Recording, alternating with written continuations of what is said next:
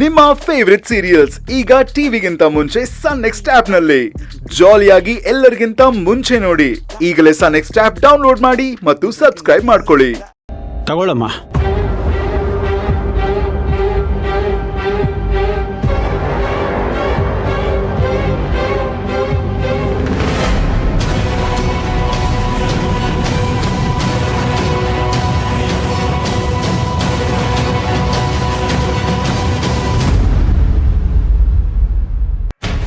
ಏನಮ್ಮ ಅದು?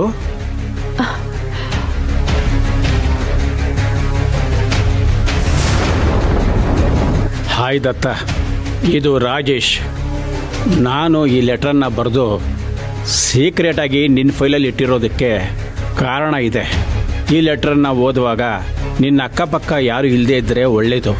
ನೋಡು ದತ್ತ, ಆಫೀಸಲ್ಲಿ ಇತ್ತೀಚೆಗೆ ಅನುಮಾನ ಬರೋ ಹಾಗೆ ತುಂಬ ಘಟನೆಗಳು ನಡೀತಾ ಇದೆ.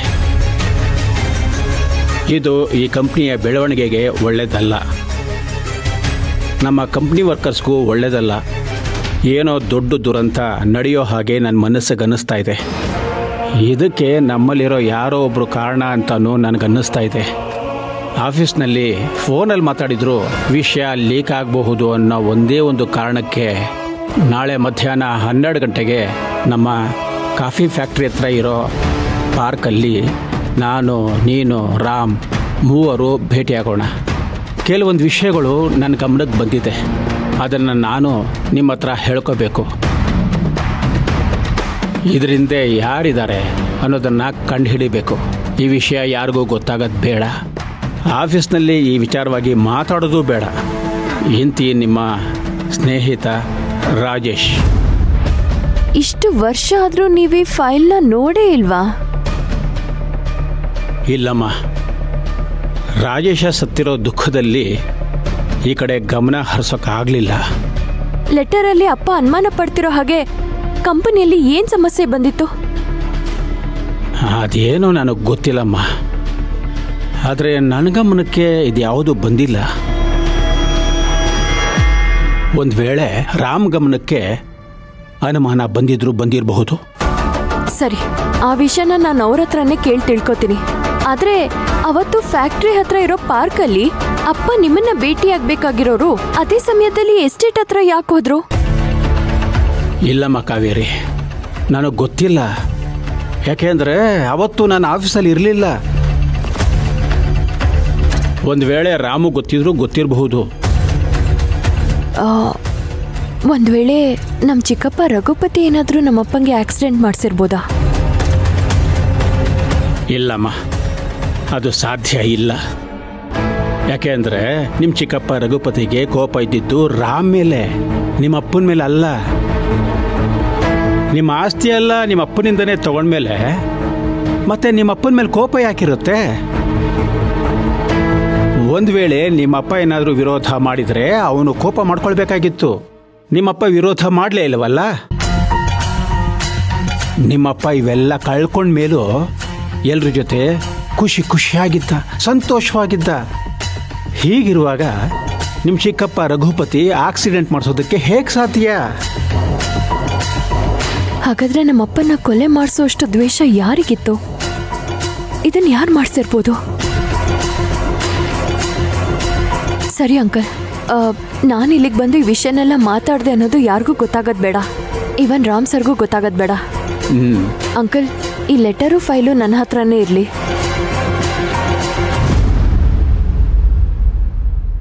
ಸರಿ, ನಾನಿನ್ನು ಹೊರಡ್ತೀನಿ. ಸರಿನಮ್ಮ.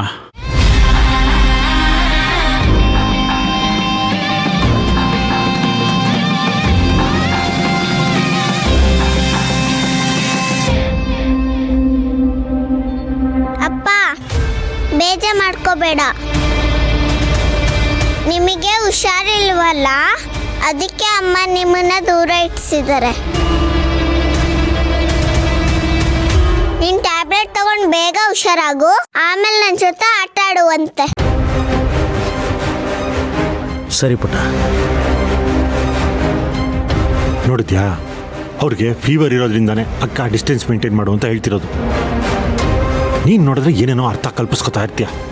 ನೀನೇನು ಬಿಸ್ನೆಸ್ ಮ್ಯಾನ್ ಫ್ಯಾಮಿಲಿಯಿಂದ ಬಂದಿದ್ಯಾ ಅಥವಾ ಸ್ಟೋರಿ ರೈಟರ್ ಫ್ಯಾಮಿಲಿಯಿಂದ ಬಂದಿದ್ಯಾ? ನಿಂದೇ ಆದ ಕಲ್ಪನೆ ಕಥೆಗಳನ್ನು ಕಟ್ತಾ ಇರ್ತೀಯ, ಎಲ್ರಿಗೂ ಅದನ್ನ ಹೇಳಿ ನಂಬಿಸ್ತಾ ಇರ್ತೀಯ.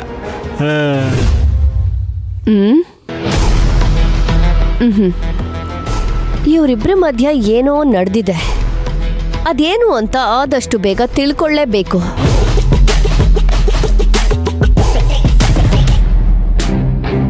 ದತ್ತ ಅಂಕಲ್ ಅಪ್ಪ ಕೊಟ್ಟಿರೋ ಲೆಟರ್ನ ನೋಡಿಲ್ದಿರೋ ಹಾಗೆ ರಾಮ್ ಸರ್ ಸಹ ಈ ಲೆಟರ್ನ ನೋಡಿಲ್ವಾ?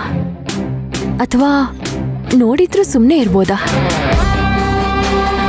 ಇಲ್ಲ, ನಾನು ಈ ವಿಷಯದಲ್ಲಿ ಕ್ಲಾರಿಟಿ ತಗೊಳ್ದೆ ಸುಮ್ಮನೆ ಎಲ್ಲರ ಮೇಲೂ ಅನುಮಾನ ಪಡೋದು ಸರಿಯಲ್ಲ. ಪ್ರತ್ಯಕ್ಷವಾಗಿ ನೋಡಿದ್ರು ಪ್ರಮಾಣಿಸಿ ನೋಡಬೇಕು ಅಂತ ಹೇಳ್ತಾರೆ. ಆದರೆ ಈ ವಿಚಾರದಲ್ಲಿ ನನಗೆ ಎಲ್ಲರ ಮೇಲೂ ಅನುಮಾನ ಬರ್ತಿರೋದಂತೂ ನಿಜ. ಆದರೆ ಅದ್ರ ಬಗ್ಗೆ ಸರಿಯಾದ ಸಾಕ್ಷಿ ಆಧಾರಗಳನ್ನ ತಿಳ್ಕೊಂಡು ಆಮೇಲೆ ಒಂದು ನಿರ್ಧಾರಕ್ಕೆ ಬರಬೇಕು. ದತ್ತ ಅಂಕಲ್ ಹೇಳಿರೋ ಹಾಗೆ ಅವತ್ತೇನು ನಡೀತು ಅಂತ ರಾಮ್ ಸರ್ನ ಕೇಳಿದ್ರೆ ತಿಳ್ಕೋಬಹುದು. ಅವ್ರೇನಾದ್ರೂ ವಿಷಯಗಳನ್ನ ಹೇಳಿದ್ರೆ ಅದರಿಂದ ನಾನೊಂದು ಹೆಜ್ಜೆನ ಮುಂದೆ ಇಟ್ಟಂಗೂ ಆಗತ್ತೆ. ಮೊದಲು ಅವತ್ತೇನು ನಡೀತು ಅಂತ ರಾಮ್ ಸರ್ನ ಕೇಳಿ ತಿಳ್ಕೊಳ್ತೀನಿ, ಆಮೇಲೆ ನಿರ್ಧಾರಕ್ಕೆ ಬರ್ತೀನಿ.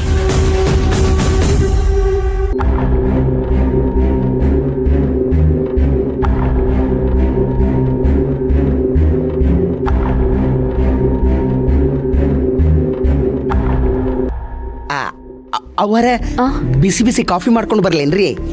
ಬೇಡ, ನಾಷ್ಟ ಏನ್ ಮಾಡ್ಬೇಕ್ರಿ? ಏನಾದ್ರೂ ಮಾಡಿ. ಆತ, ನಾಷ್ಟ ಏನಾದ್ರೂ ಮಾಡು. ಭಟ್ರೆ, ಓರಿ ಬಂದಿನ್ರಿ.